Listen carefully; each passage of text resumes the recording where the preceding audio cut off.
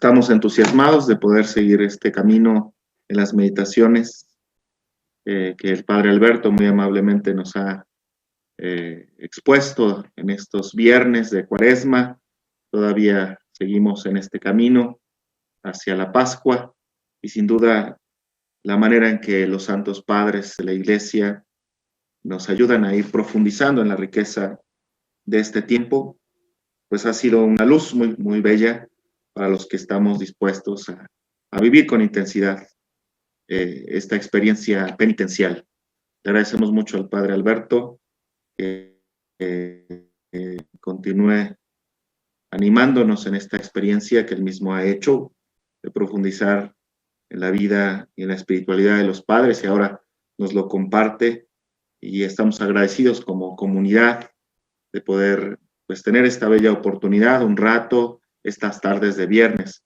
Padre Alberto, muchísimas gracias y bueno, pues bienvenido una vez más, y estamos pues muy animados para seguir contigo dejándonos guiar por la espiritualidad de los padres.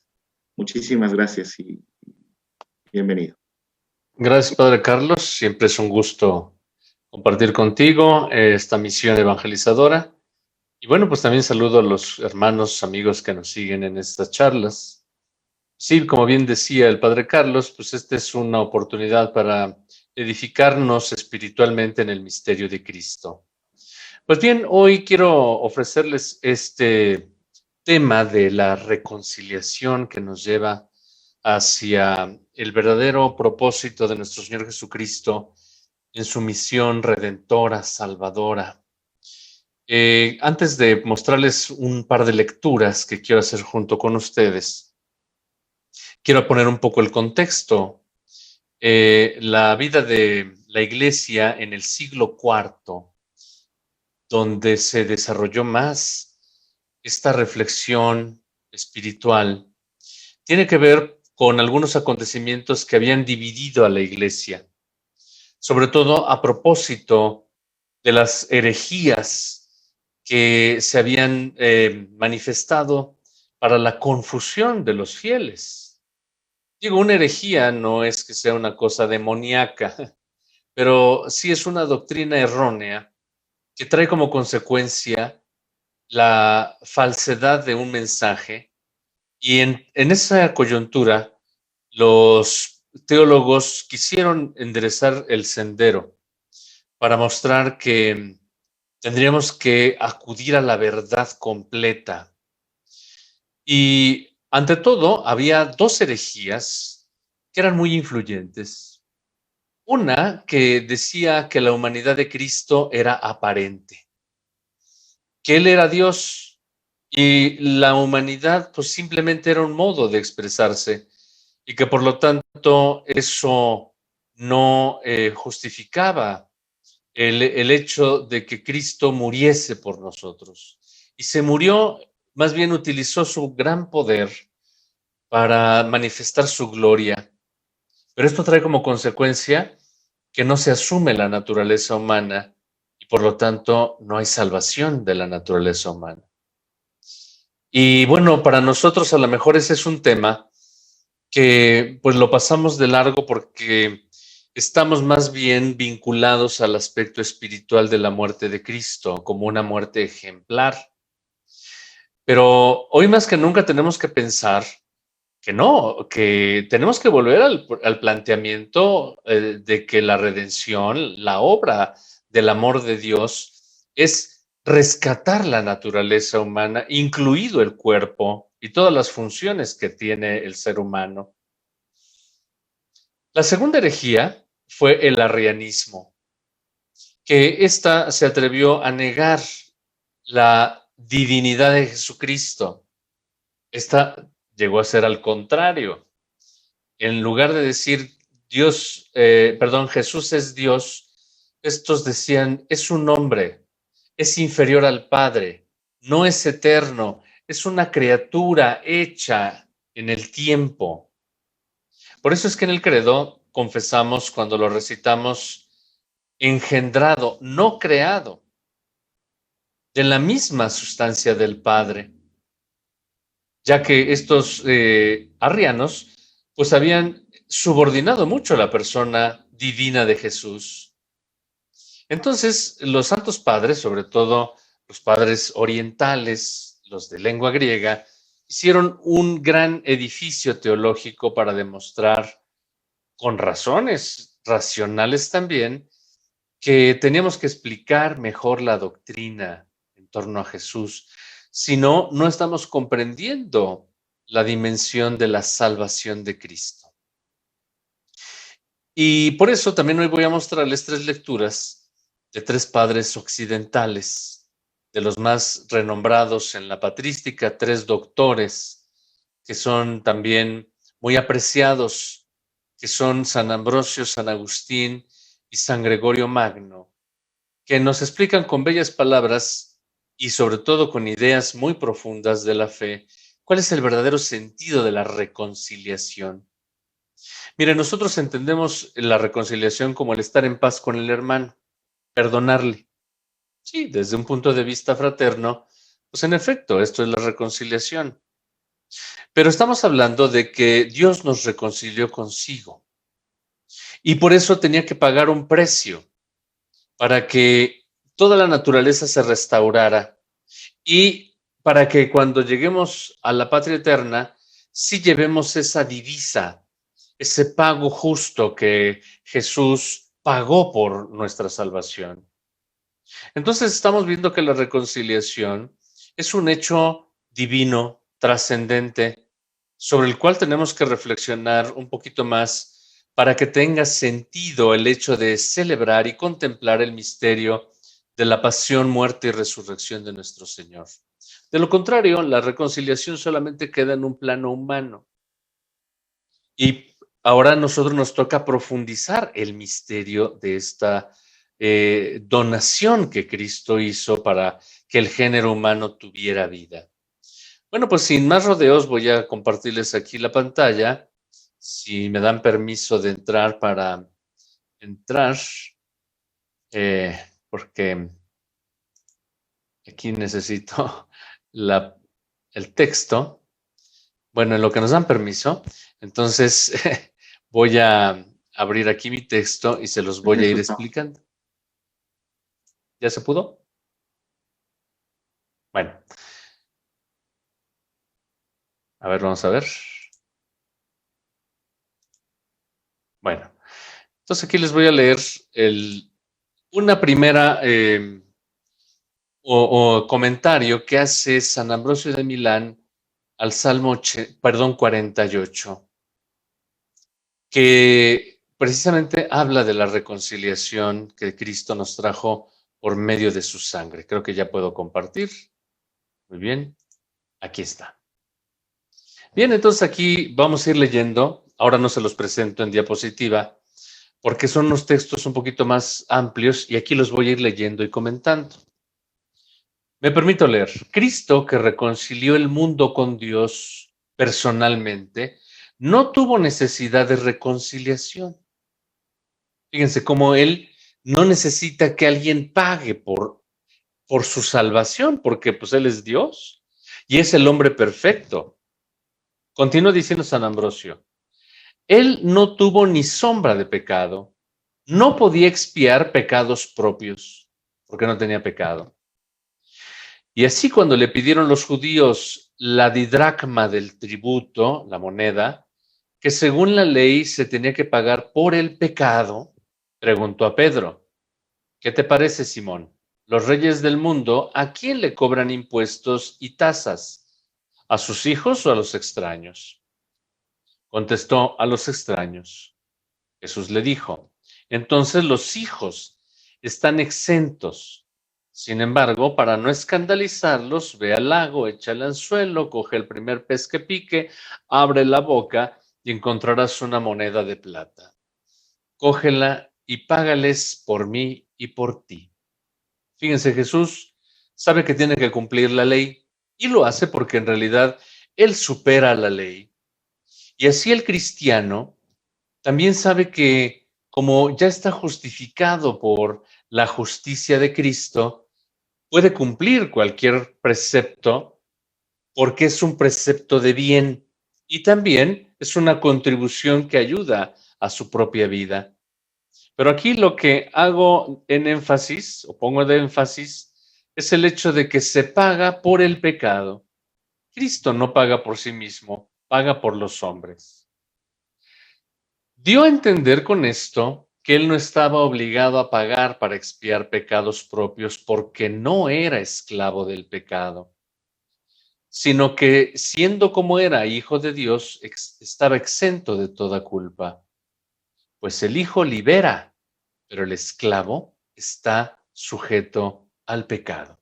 Miren, aquí estamos viendo entonces un primer significado de la reconciliación, que significa liberar, soltar. Y si el hombre está sujeto al pecado, bueno, pues entonces tiene que haber un medio, un mediador y un remedio para aliviarle de esta condición de pecado. Por tanto, goza de perfecta libertad Jesús y no tiene por qué dar ningún precio en rescate de sí mismo. Fíjense, aquí hay otra definición de reconciliación: rescatar. En el ámbito, por ejemplo, de la justicia penal, se dice que un convicto está en un plano de reinserción social y a veces los penales se consideran centros de rehabilitación y una vez que se paga la condena, entonces se le deja libre y puede pagar una fianza en rescate de sí mismo. Eso también es un acto de reconciliación porque entonces la persona regresa a su ámbito, regresa a su familia, regresa a la amistad con los demás. Incluso hay que ver, por ejemplo, como algunos dicen, pues yo ya pagué por mis delitos, yo ya soy un hombre libre. Y eso es un acto de reconciliación cuando el hombre alcanza la libertad. En cambio, el precio de su sangre es más que suficiente para satisfacer por los pecados del mundo.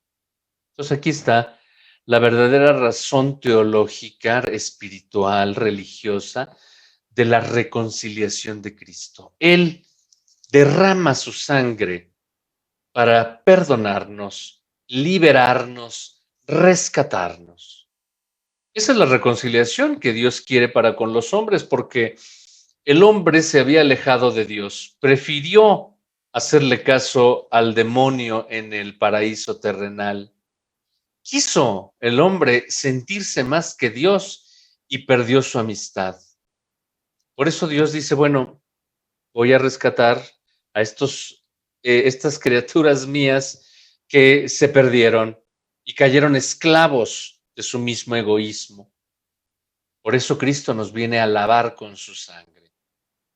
El que nada debe está en perfectas condiciones para satisfacer a los demás. Fíjense qué hermosa frase.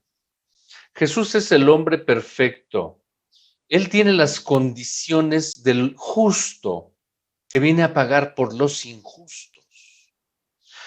Por eso incluso en el Viernes Santo nosotros cantamos aquellos improperios: oh feliz culpa que nos trajo a tan grande Salvador.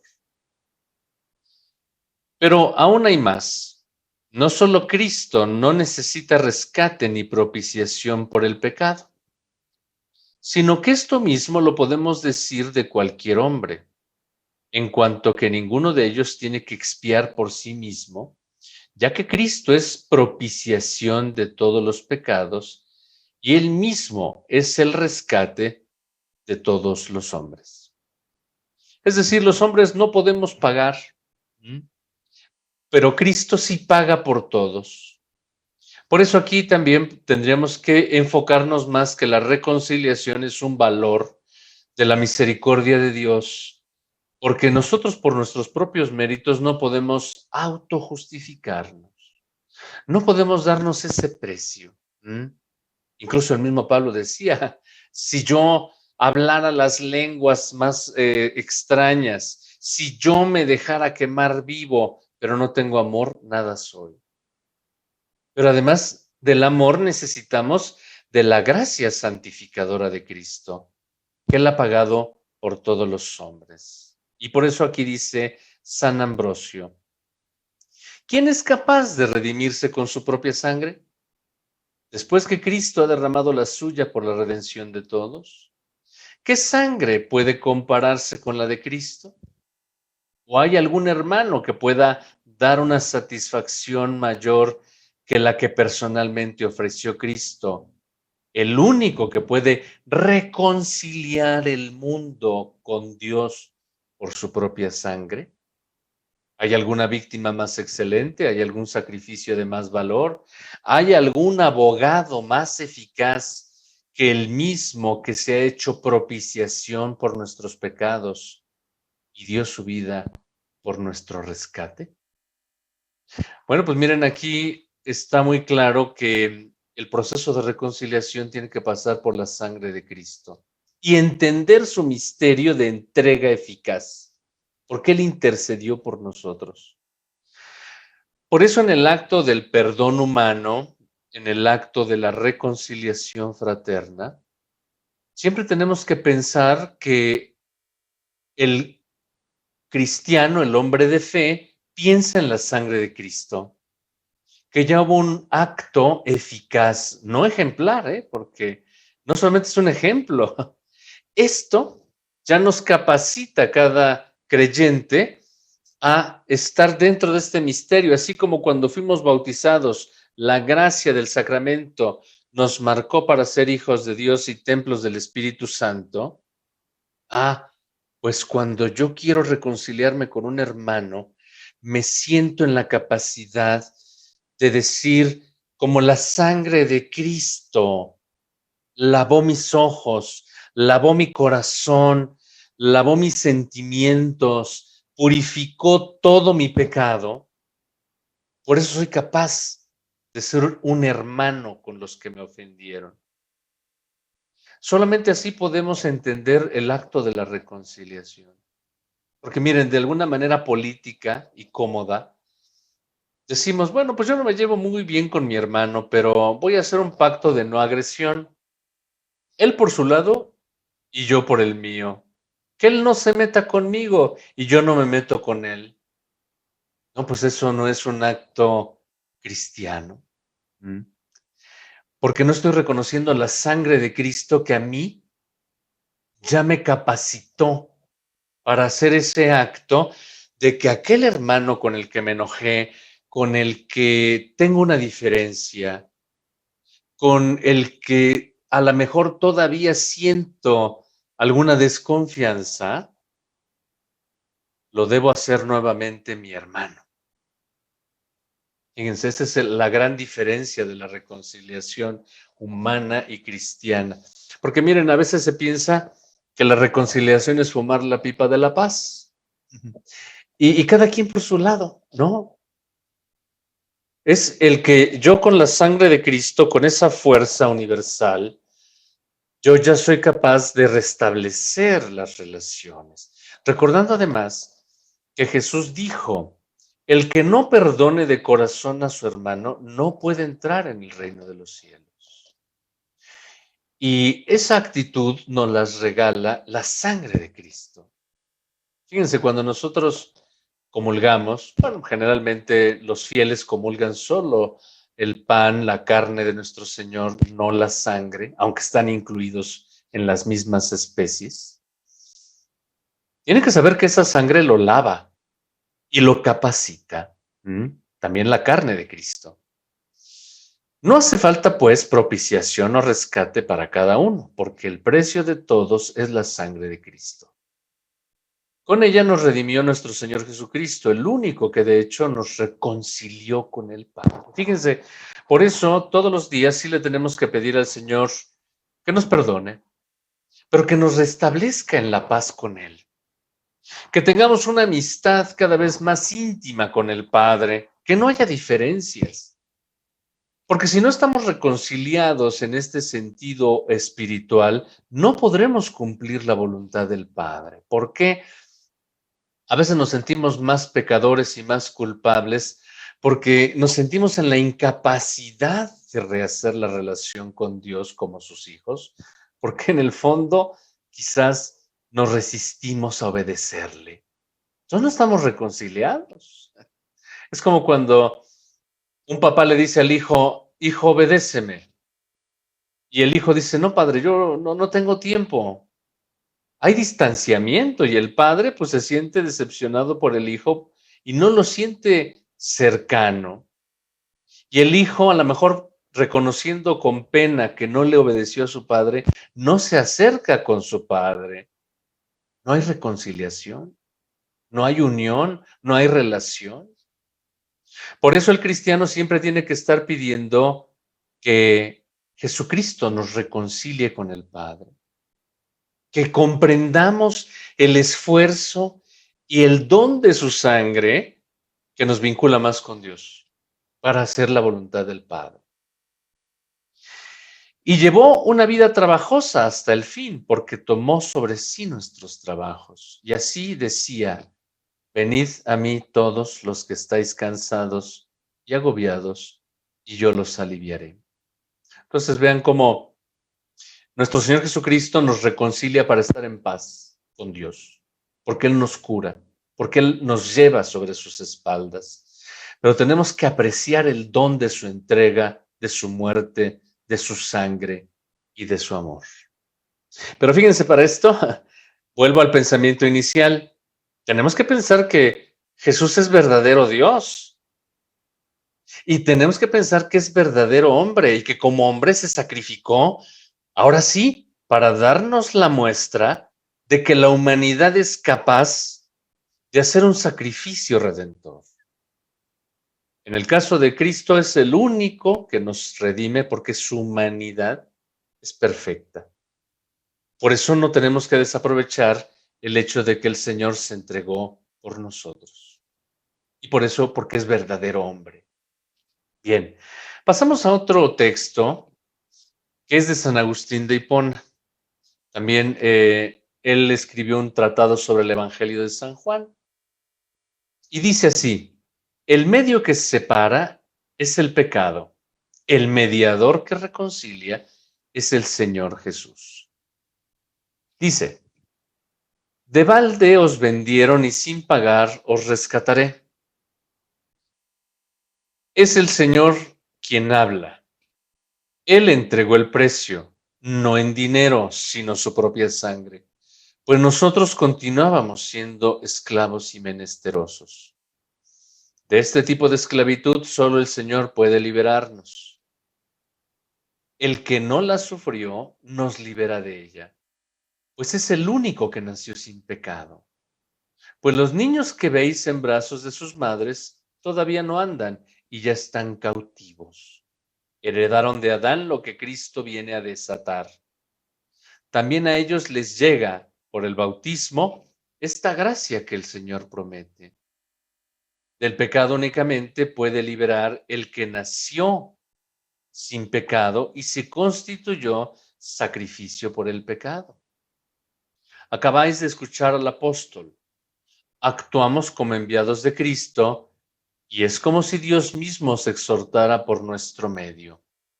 En nombre de Cristo os pedimos, es decir, como si el mismo Cristo os lo pidiese. ¿Qué? Que os reconciliéis con Dios. Aquí hay otro temita que quiero mostrarles. Como se dan cuenta, este texto se parece mucho al anterior. Ambrosio acompañó a Agustín al bautismo y Ambrosio reconocía que Agustín era un hombre muy inteligente. Y Agustín se puso a leer la Sagrada Escritura y seguramente le aprendió mucho a San Ambrosio. Por eso vemos mucha semejanza en este discurso que hace. Pero Agustín también se enfrentó a otra herejía que se llamó el pelagianismo. Pelagio, que era un monje, decía, no, pero pues el hombre es bueno, el hombre nace bueno, no tenemos pecados cuando nos dieron a luz. Más bien nos corrompemos con esta sociedad maligna. Y entonces no aceptaba el pecado original. Y decía Pelagio, no, nosotros somos buenos, somos naturales, ¿eh? Dios no crea nada imperfecto. Y negaba la tendencia al pecado que tiene el hombre, incluso desde chiquito, desde bebé.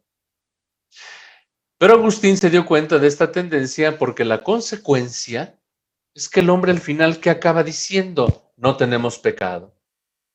Díganme si no, es la tendencia actual que muchos hermanos tienen. Oh, yo no tengo pecados. Pues sí, los pecados de todos los días, pero Dios me ama tanto que pues no me va a condenar por esos pecados. Fíjense, esa es una fuerte tentación a no entender este tema de la reconciliación, porque el acto de la salvación no es por mi propia justificación, sino porque Cristo pagó por nosotros y porque Él es el único inocente, el único bueno, el único que no tiene pecado, que es el que nos puede rescatar, no nuestras justificaciones. Continúo. Si el apóstol nos exhorta y nos pide que nos reconciliemos con Dios, es que éramos enemigos de Dios. Fíjense, la primera enemistad que se tiene con Dios es decir a Dios, perdón, es decir, no necesito de Dios. O Dios es tan bueno que no me importa lo que Dios quiera, Él y yo somos amigos, pero no hago lo que Dios me pide. Eso nos hace enemigos de Dios. Por eso dice Jesús, no todo el que me diga Señor, Señor, entrará al reino de los cielos, si no cumple la voluntad de mi Padre. Pues nadie se reconcilia sino con los enemigos. Entonces, el Padre nos está buscando siempre, nos está atrayendo con su amor, porque antes éramos sus enemigos. El origen de nuestra enemistad con Dios es el mismo de nuestra esclavitud al pecado. Ningún ser libre es enemigo de Dios. Para serlo tiene que ser esclavo, y esclavos seguirán siendo mientras no sean liberados por aquel del que pecando quisieron ser enemigos. Así pues, el hombre de Cristo dice, os pedimos que os reconciliéis con Dios. Porque miren, yo creo que en efecto el hombre no quiere ser malo por ser malo. Sencillamente se enemista de Dios, se hace enemigo de la voluntad de Dios, se aparta de Dios. Y por ejemplo, cuando decimos que el diablo nos tienta, pues sí es que nos distrae de Dios y nos aleja de Él, nos enfría del amor a Dios. ¿Y cómo podemos reconciliarnos si no se elimina lo que se interpone entre Él y nosotros? Pues dice Dios por boca del profeta, no es tan duro de oído que no pueda oír. Son vuestras culpas las que crean separación entre vosotros y vuestro Dios. Exactamente. ¿Qué es la reconciliación? Reconocer las culpas. Es como, por ejemplo, cuando un amigo o un amante ofende a su ser amado, a su amigo, y dice, perdóname, me equivoqué, no lo vuelvo a hacer. Ah, bueno, pues el amado tendrá que decir, pues, me dolió tu separación, tu culpa fracturó nuestra amistad, pero te acepto de nuevo. Ahí el sacrificio es del amado que asume la culpa del otro porque es inocente. Fíjense, ahí está el mecanismo más profundo de la reconciliación humana y de la reconciliación divina.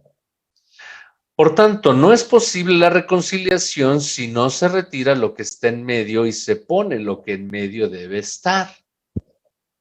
Pues hay un medio que separa, pero hay también un mediador que reconcilia. Ya nos dijo que lo que nos separa es el pecado y quien nos reconcilia es Cristo, el mediador. El medio que separa es el pecado, el mediador que reconcilia es nuestro Señor Jesucristo. Uno solo es el mediador entre Dios y los hombres, el hombre Cristo Jesús. Por eso también en el sacramento de la reconciliación hace falta la gracia de Cristo. Está el ministro que actúa en nombre del Señor y perdona el pecado por la gracia de Cristo. Pues bien, para derribar el muro de separación que es el pecado, vino aquel mediador que siendo sacerdote, él mismo se hizo víctima. Y porque Cristo se hizo víctima por el pecado, ofreciéndose a sí mismo como holocausto en la cruz de su pasión, sigue diciendo el apóstol, después de haber dicho, en nombre de Cristo os pedimos que os reconciliéis con Dios, como si dijéramos, ¿cómo podríamos reconciliarnos? Responde, al que no había pecado, es decir, al mismo Señor, Dios lo hizo expiar nuestros pecados, para que nosotros, unidos a Él, recibamos la salvación de Dios. Al mismo, dice Cristo Dios, que no había pecado. Vino en la carne, esto es, en una carne semejante a la del pecado, pero no en una carne pecadora, pues Él no cometió ni sombra de pecado, y así se hizo verdadera víctima por el pecado, ya que Él no cometió pecado alguno. Vean cómo entonces el pensamiento de los padres está en reconocer que necesitamos un mediador santo, humilde, obediente, eficaz, que asumió nuestra naturaleza, pero la hizo santa, que la hizo elevar hacia la dignidad que tenía para que recupere verdaderamente esa amistad con el Padre. Y por eso necesitamos estar agradecidos de este acto donde Jesús se entrega por nosotros y esa es la verdadera salvación. Tomó nuestra carne, pero no la hizo pecadora, la hizo santa. Y solo Él nos puede dar esa santidad. Bien, terminamos con este último fragmento. Como ven, son discursos breves, pero que tienen mucho contenido y que nos dejan pensando cómo debe ser este acto de la reconciliación que tenemos que ir practicando cada vez con más profundidad espiritual. Entonces tenemos a León Magno, que también está escribiendo una carta. Fíjense bien, ahora vamos a otra herejía. Hubo un señor que se llamó Apolinar y fue un obispo que también creó una herejía, que dijo, Jesús solo tiene una naturaleza, la naturaleza divina. Y el cuerpo, pues simplemente es un instrumento que el Señor tomó de Jesús de Nazaret. Pero la consecuencia de esta herejía es que el Verbo se metió en el cuerpo y en el momento de la muerte y resurrección dejó el cuerpo. Es decir, también se lo llevó consigo, lo glorificó, pero el cuerpo no le pertenecía, no estaba entrañablemente unido a él. Entonces, bueno, el cuerpo de Cristo, la naturaleza humana, simplemente fue un medio instrumental para la obra de Cristo, pero no se redimió la naturaleza humana, porque el Verbo utilizó arbitrariamente el cuerpo de Jesús. Y ese es un error, porque entonces Jesús de Nazaret sería una especie como de títere, utilizado por el Verbo, y no. Toda la libertad que se ejerció durante el ministerio de Jesús, de Jesucristo, era la libertad del hombre, que estuvo unida siempre a la persona del Verbo. Y estaban totalmente unidas las dos naturalezas. De ahí que fíjense, el tema de la reconciliación también es el tema de la unión entre las dos naturalezas para ascender al hombre a la gloria. Por eso hay un dicho patrístico que dice, lo que no es asumido no es redimido. Lo que no es asumido no es redimido.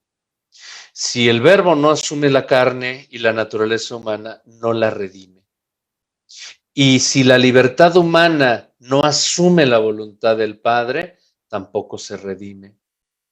Entonces, el Papa León Magno escribe esta carta a un obispo llamado Flaviano y explica este misterio de nuestra reconciliación. Y dice así: la majestad asume la humildad, el poder la debilita, la eternidad, la mortalidad.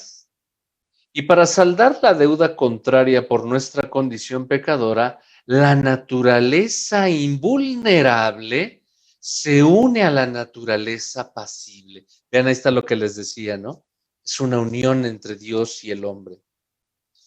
De este modo, tal como convenía para nuestro remedio, el único y mismo mediador entre Dios y los hombres, Cristo Jesús, hombre también él, pudo ser a la vez mortal e inmortal por la conjunción en él de esta doble condición. El que es Dios verdadero nace como hombre verdadero, sin que falte nada a la integridad de su naturaleza humana, conservando la totalidad de la esencia que le es propia y asumiendo la totalidad de nuestra esencia humana. Fíjense, entonces, lo divino asume lo humano y lo humano lo divino. Y al decir nuestra esencia humana nos referimos a la que fue plasmada en nosotros por el Creador y que Él asume para restaurarla. Fíjense, este es otro hecho de la reconciliación. La criatura creada del barro de la tierra por el Creador, la asume Jesús, Cristo, y la restaura, porque estaba debilitada por el pecado. Eso también es reconciliación, la restauración de las cosas que estaban caídas. Por eso desde el bautismo decimos que la gracia nos saca de la corrupción y nos hace incorruptibles para la eternidad. Entonces es una primera restauración. Por eso antes los cristianos estaban plenamente convencidos que el bautismo ya los había redimido, ya no tenían pecado, ya estaban restaurados, ya habían salido de toda corrupción, pecado y muerte. Digo, esa es la conciencia que nosotros debemos recobrar ahora cuando estamos reflexionando sobre estos temas.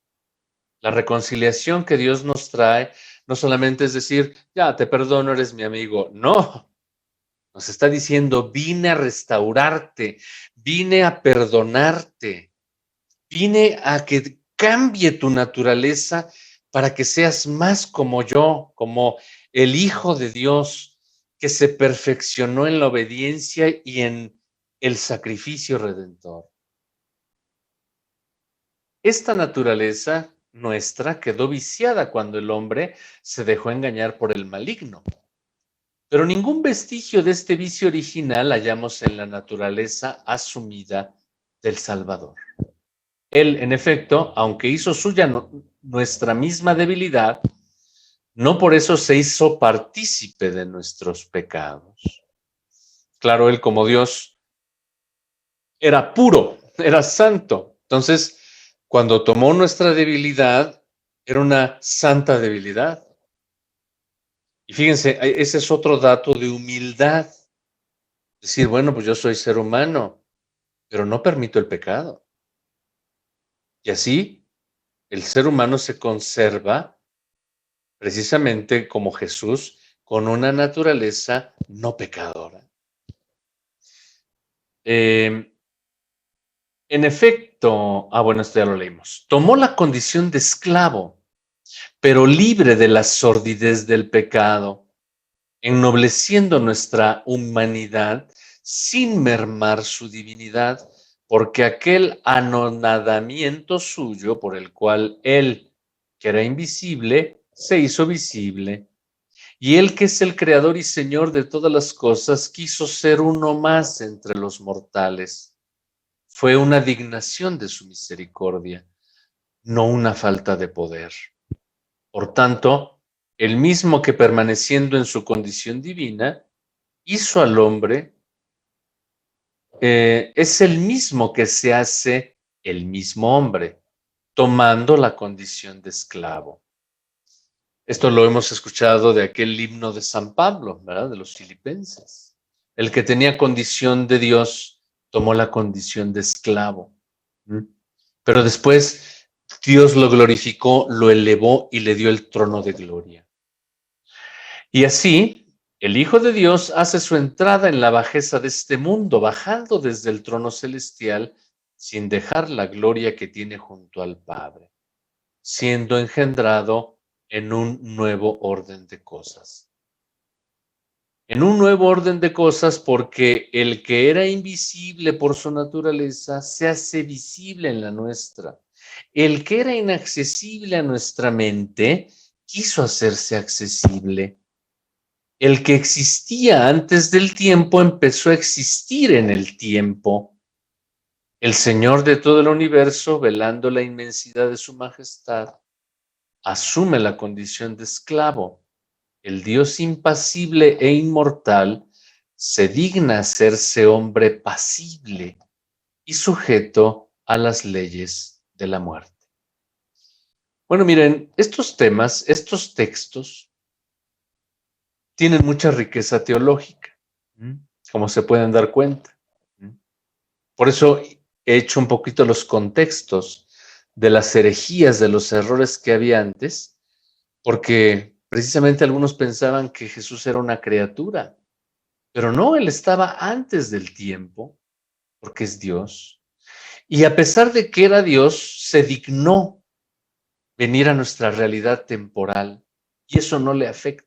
Al contrario, participa solidariamente de la humanidad para hacernos a nosotros más humanos y más divinos. El mismo que es Dios verdadero es también hombre verdadero, y en él, con toda verdad, se unen la pequeñez del hombre y la grandeza de Dios. Miren qué hermosa frase. Eso es reconciliación. Cuando uno que se acerca al Señor y asume las situaciones de la verdad de Cristo, nos engrandecemos y nos divinizamos por los méritos de Cristo. Ese es el propósito del ser humano, llegar a ser como Dios mediante Dios, no mediante tu propia virtud.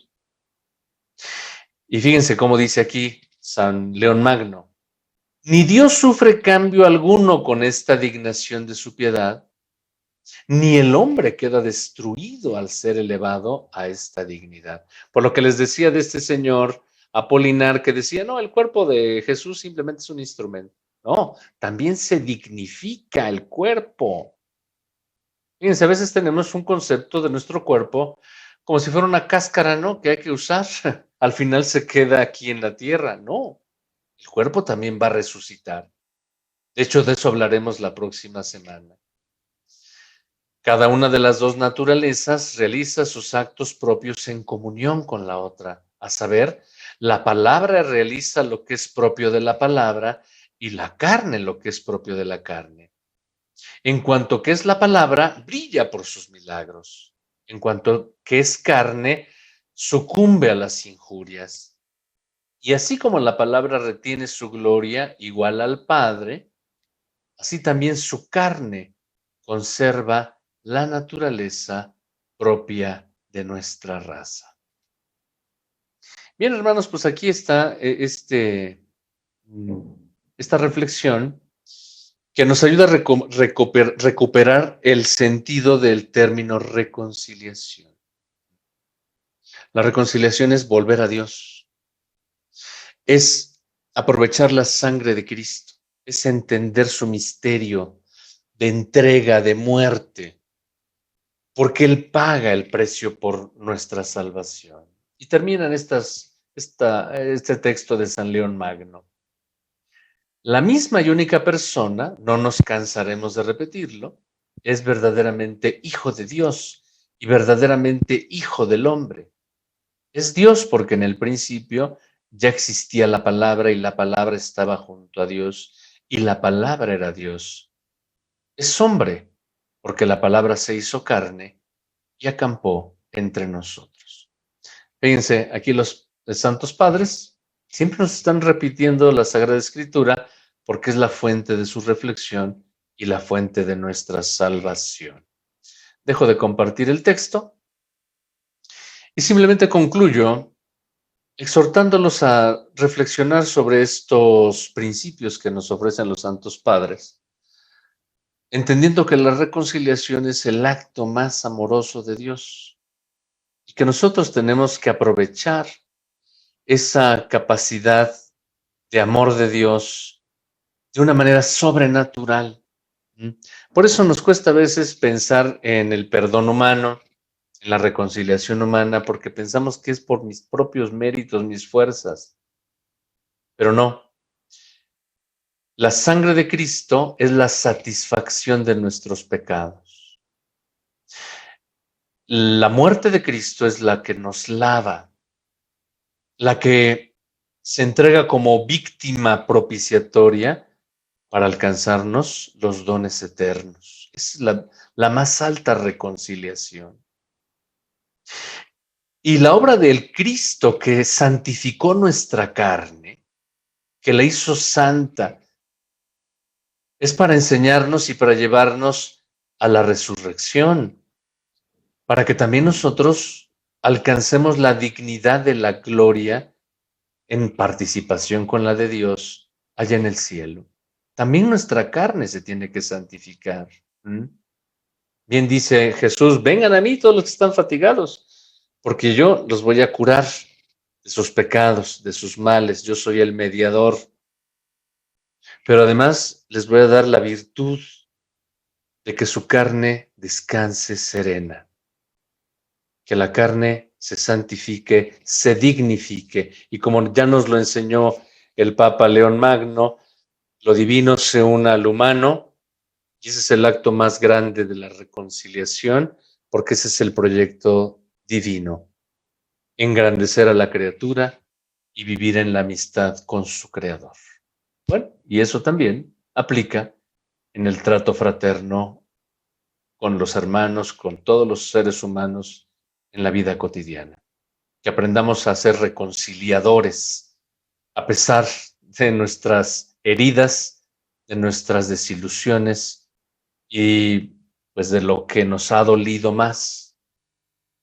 Y que aprendamos que la sangre de Cristo ya ha impregnado todos nuestros sentidos, nuestros criterios y nuestra voluntad para poder también lograr la más perfecta reconciliación humana. Bien, pues yo aquí me detengo, no los entretengo más, les agradezco el favor de su atención. Hoy nos alargamos unos minutitos más, pero valía la pena leer estos textos de San Ambrosio, San Agustín y San León Magno, que son verdaderas joyas de sabiduría cristiana. Bien, no sé si el padre Carlos esté todavía por ahí para que nos saludemos. Sí. Muchísimas gracias, de verdad, Pater, por permitirnos valorar el sentido de la reconciliación y además motivarnos a ello, ¿verdad? Que esto nos provoque positivamente para nunca temer. El que ha tomado la iniciativa es Dios por amor a nosotros y nosotros solo podemos estar agradecidos para que esto se realice plenamente, lo vivamos con mucha alegría mirando hacia la Pascua. Muchísimas gracias, Padre. Muchísimas gracias a quienes nos acompañan y bueno, pues con el favor de Dios nos vemos la próxima semana. Que el Señor les bendiga y muchísimas gracias a todos.